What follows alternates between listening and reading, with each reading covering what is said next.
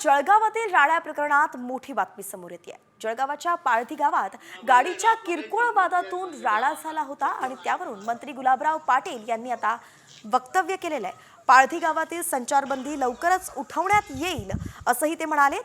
तर काल गुलाबराव पाटलांच्या गाडीचा धक्का लागल्याच्या कारणातूनच पाळधी गावात 2 गटात हिंसाचार झाला होता. यावेळी काही दुकानं आणि गाड्यांची जाळपोळ करण्यात आली होती.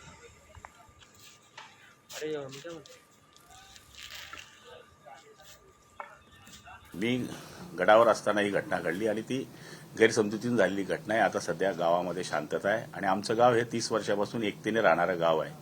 पण गाडीच्या किरकोळ वादावरून ही घटना घडली. सगळ्यांना आव्हान आम्ही केलं आहे की शेवटी गावाची शांतता, तालुक्याची शांतता आणि राज्याची शांतता ठेवण्याची जबाबदारी मंत्री म्हणून माझी आहे, गावकऱ्यांची आहे.